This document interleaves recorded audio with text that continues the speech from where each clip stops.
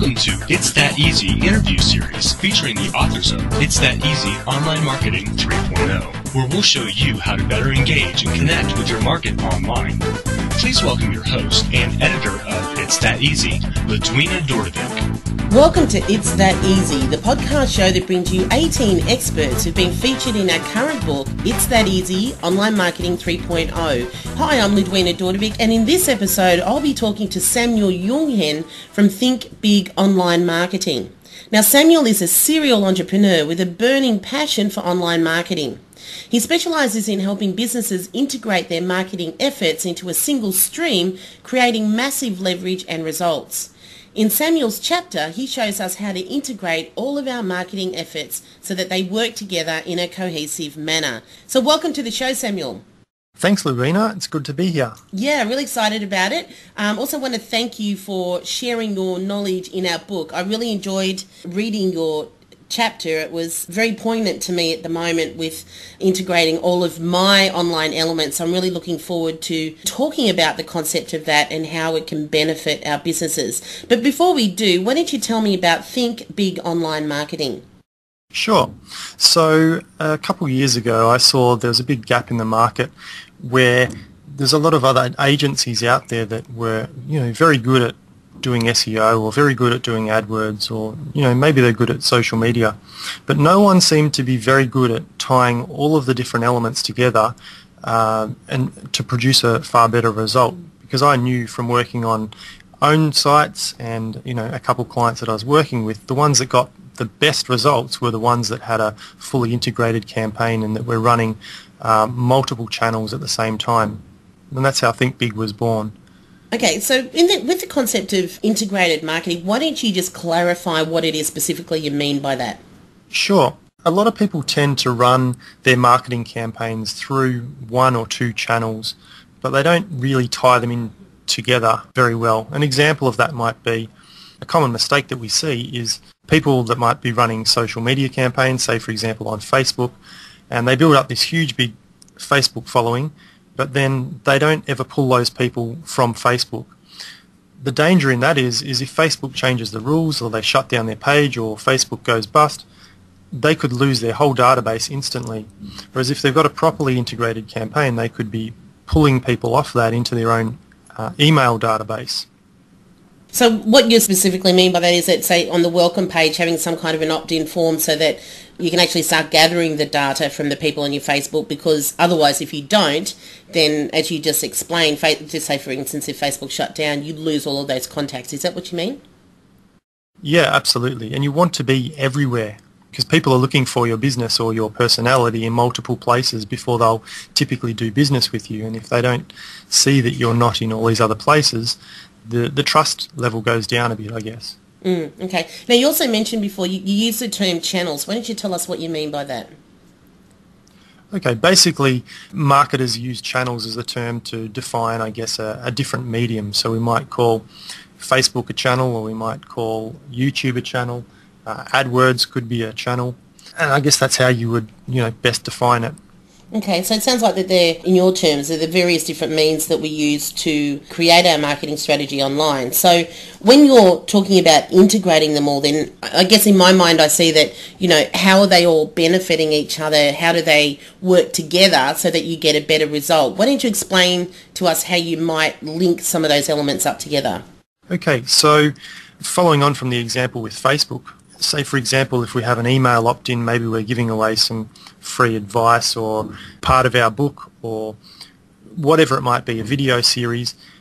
We then take those people from Facebook and then we put them on our email database. We then have an email sequence that goes out to them and we might send them off back to our blog, so then we're re-engaging them and we're touching that database again at a different place. So we've taken them off Facebook, we've now got them on our email database, and then we've pushed them over to our blog, and so they're reading different content or viewing different content on our blog. As part of our email sequence, a bit further down the track, they might be sent off to our YouTube channel to see, the video content that we're putting out. And so you can see how we've got a lot more, different touch points now, and just from that one database of people on Facebook, we've now spread them out to different places. And if they're they might be an avid user of YouTube, but they first found you on Facebook, they might start really engaging with your YouTube videos and sharing your YouTube videos even more, which is obviously going to get you more publicity for free. So it sounds like it's just a matter of sitting back and having a look at all the different channels and the different elements that you're using online, and I guess just, creating a way that they can start to talk to each other. What are the processes that you would recommend a business puts in place to start that? Because I know that, with my podcast shows, for example, and as I said earlier on in the interview, it's a subject that's very poignant to me, because with having a podcast show on iTunes, I know that if I do a promotional video of that audio podcast and put that on YouTube and then put that video on my website and then link iTunes, it ranks incredibly well. And that was a strategy, or an integration strategy, I guess I implemented, that I sort of accidentally fell over. So what are some other ways that businesses could sort of, if they're just starting this process, where would they start? What would be the first steps for them? The first step with any marketing is always understanding your target market and where are they hanging out. Just because other people are using Facebook or LinkedIn or Twitter or whatever it might be, it doesn't mean that you necessarily should be using it for your business. So the first thing is to understand the target market and where they're going to be hanging out, and then map out all the different channels and the different mediums that you would be using in your business and see where you can cross-pollinate those, I guess, is probably the best way of thinking about it. Like a bee cross-pollinating flowers, you want to be cross-pollinating your different channels. I'm getting a visual to mind straight away. It's something that I do at the beginning of every year. I just get big white posters out and start mapping out, what I've achieved in the last year of my business and where I want to head to and how I can make them all sort of visually linked together. And I remember you sort of explain that in a way in your chapter, to sort of sit back and look at how they can all link together. When you were talking about, being really clear about your niche market, I think that's important, because if your target market aren't really, say, Facebook users and more LinkedIn, then you would look at how you could integrate LinkedIn as opposed to Facebook. Would that be right? Yes, absolutely. And, LinkedIn's obviously going to be better for the B2B, but you're not going to sell much, B2C there. And so obviously, if you were an e-commerce retailer, it may not be as relevant to you, and it's going to be a weak link in your chain. So I guess your integrated marketing campaign is only going to be as strong as the weakest link, as they say. And so that's why defining them up front is going to help you a lot going forward. So when you were mentioning B2B, so it's business to business or B2C, business to consumer, so you feel that LinkedIn is better for business to business and Facebook is better for business to consumer? I see a lot of activity on Facebook in terms of B2B, but you don't think that's where the strength would be there? Generally, the lead quality that comes through in terms of the, the conversions, without getting too technical, the conversions coming from LinkedIn are generally a lot higher than from Facebook, as in you'll have a lot less people come to you from LinkedIn, but more people will actually want to engage with you or, pick up the phone and call you or buy something from you in a B2B situation, as opposed to Facebook, where you might have thousands of people go to your website. For B2B, but you may still only get a few people that want to contact you. I kind of find that too. I'm really sort of sitting back and looking at my Facebook strategy now and how is it that it can benefit me on that B2B, and I'm looking a lot more closely at LinkedIn, so it's really quite relevant what it is that you're saying here. Now, talking about Facebook, I've noticed lately you pop up every single place I'm on Facebook. Those Facebook ads that you do with those really funky images. I love them. And everywhere. I'm in your target market, because, when you're doing Facebook ads, you get to put in specifically who you want those ads to pop up in front of. So tell me about that strategy that you've got with that, because I was really quite curious to find out about how you do it and how you link that back to your other channels. Sure. So basically the strategy that we're running there is a content strategy where we're making YouTube videos mainly, posting them on our blog, but we're then linking them from our Facebook page, and then we're promoting those with Facebook promoted posts. And so that's probably what you're seeing, and you'll see those in the sidebar or in your feed. And there's a classic example of a little snippet of integration, First of all, the person might see it in their Facebook feed, then they click on the link, and then it comes through to either the Facebook page where they can like us and look at our other content, or they can go through to the blog and they can see more great content, which then flows onto our YouTube channel. So we've got multiple touch points there, and there's opportunities for them to engage with us at each point along the process. You know, they can like either the post on Facebook, they can share it or something from our blog, or they can subscribe to our YouTube channel or like it or comment on our YouTube channel. So there's multiple touch points there. As I said, mainly we're running a content strategy, just trying to provide as much value as we can to people through our blog via Facebook. Facebook's a very cheap traffic source. As I said before, not a heap of people convert from there, but it's about being everywhere, and like you just said, you know, you see us everywhere. A lot of other people have said that as well. So while they might not be directly looking to buy from us from Facebook, they might have seen us on LinkedIn, and then all of a sudden we're popping up on Facebook, and then they see us, we're popping up on YouTube, and then they see our blog pop up in Google, and we have a much bigger presence on the internet than just having one or two channels and not integrating them together properly. So obviously the brand awareness is also one of the benefits. So if they're not clicking on it necessarily, but as my experience has been with you, it's just you're in my head every single day I'm on Facebook. Well done for that. So let's just strip that strategy down just another layer or two. I'll just explain what it is that I'm seeing so that the listeners can get a picture of it. They're just a lot of funky, really interesting marketing images that you've obviously aggregated from somewhere on the internet. And one of them, the one that sticks out the most to me, is that it looks like it was taken in Europe somewhere, you know, when you go into those sort of cave tunnels when you're driving, and it's got this picture of a big mouth at the top of it. And, you know, the image itself is engaging, and then you have some cheeky little comment at the bottom of it, and then click here. So when the image is obviously designed there to grab their attention and have a laugh, and then they follow through with it. Now that's taking them from there, say to your Facebook page to like it, and then the flow on as you described before. Yes, absolutely. Facebook is very big for images and videos. That's why you see we'll use a lot of that. We'll very rarely just put a post up with just some text on it. Using a text to support the image, or like you say, having a thought-provoking or cheeky little comment there with the image is always going to get better results, and you'll notice that a lot of our content gets shared and liked, and it's because we run that sort of strategy, employing videos and images on a consistent basis. So what kind of videos are you producing? A lot of the videos that we're producing at the moment and what we've got in the pipeline are how-to videos, how smaller business owners, medium business owners, marketing managers can improve their online marketing, and just general business principles as well.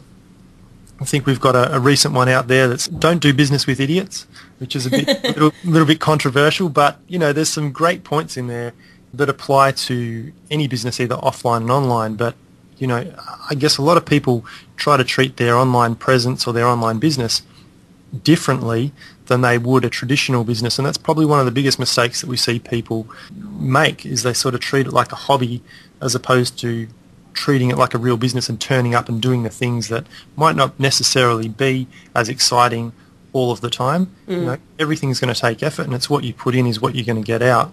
Yeah, look, very well put, very well put. And I think it's, you know, I guess it's easy for them to hide behind their computer in their home or wherever it is that they're working, as opposed to when you have an offline business, you're actually really out there. Yep. Yeah. Now, when you were talking about your videos, let's just say that somebody's listening to this and go, yeah, but, you know, I don't like sticking my head in front of a camera. What are some of the other ways that they could possibly create some videos so that they can start attracting, you know, some online leads? There's plenty of different ways. I mean, you can just use the old PowerPoint presentation, which is still very valid, and just do a voiceover over it, walking people through that.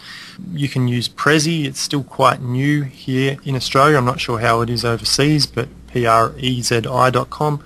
You can create amazing little presentations, and once again, you can do a voiceover on that. You know, you can get other people to create content for you. Just have a look what your market leaders are doing in the market. Have a look in Google News, type in some of your keywords into Google News, and you can get some amazing ideas for great content to create. There's some really good programs like Camtasia and Jing, which allow you to do the screen capture as well, so you can just, even be demonstrating something that you're doing online or on the internet and just capture that and do a voiceover on it.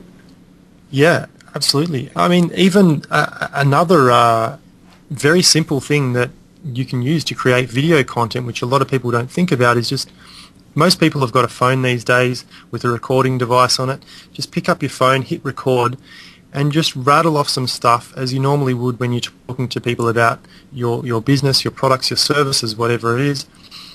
And then go back and you can just add images in later, so you don't actually have to have a structured presentation to give, but you can still be creating massive value from your phone, and then add in some images or add in a Prezi, whatever it might be later. You can get someone very cheap online to create a funky little cartoon video for you.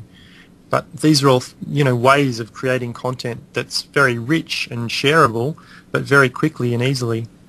Definitely, yeah. And you're right, like iPhone, I've got a number of different recording devices on there, and there is a lot more flexibility. In my actual chapter in my book, I talk about how to create various different media channels, and I talk about I had a TV and video production company years ago, back in the days of analog, and the equipment that I used back then cost me around $20,000. That's the edit system, the camera, lights, the rest of it. And I now joke about the fact that I can do better quality videos, better quality sound with my iPhone than I could with all that gear back then. So, we have a lot of accessibility these days with technology to be able to create all these different online strategies. So I guess just before we start to wrap up, tell me your 3 top tips that people need to consider when they're integrating their marketing strategies.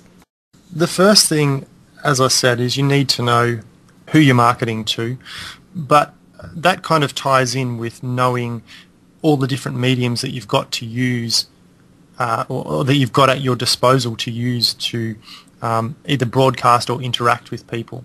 So the first one would be listing out absolutely everything that you could use.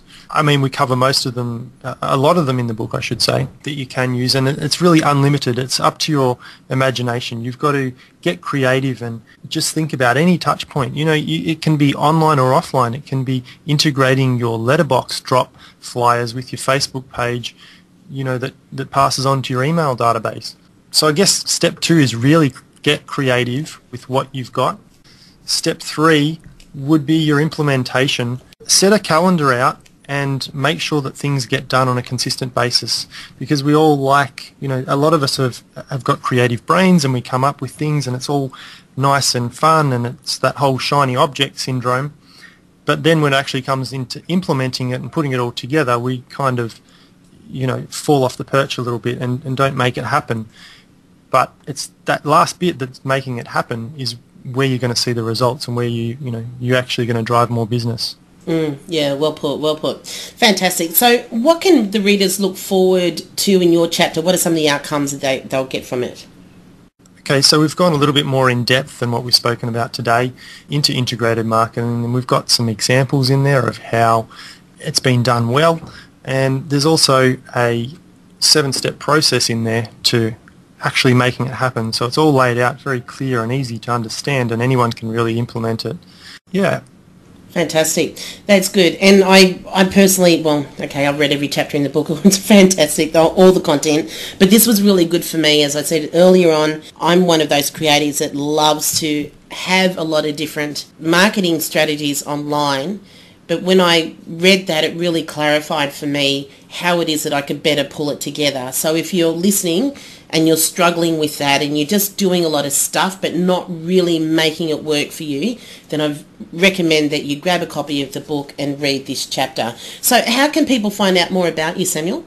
So people can go to thinkbigonline.com, or they can find me on Facebook if you go to friendsamuel.com. Or you could go to my blog, Junghenn, JUNGHENN.com. So there's a number of places you can find me. Of course, integrated marketing, I have to be everywhere, do what you preach, So check it out. Thanks for that, Samuel. Now make sure you head over to www.itsthateasy.com.au where you can get a copy of the book right now. Now you'll also be able to get access to Samuel's special offer, which is a complete course in online marketing for business owners. Now this course covers social media marketing, search engine optimization, Google AdWords, email marketing, Facebook ads, web design, video marketing, and much more. Now, when you purchase the book, you're also going to receive over $2,500 worth of gifts that are provided by the authors of the book with the purpose of giving you continued support in your online marketing journey. There'll also be an invitation to join our exclusive Facebook group where you can connect and engage with the authors and other readers worldwide. Now, if you enjoyed the interview, please rate and review it on iTunes. Well, that's it from me. Until next time, bye for now. Thank you for listening to this episode of It's That Easy Online Marketing 3.0. To listen to more episodes and to order your book right now, go to www.itsthateasy.com.au.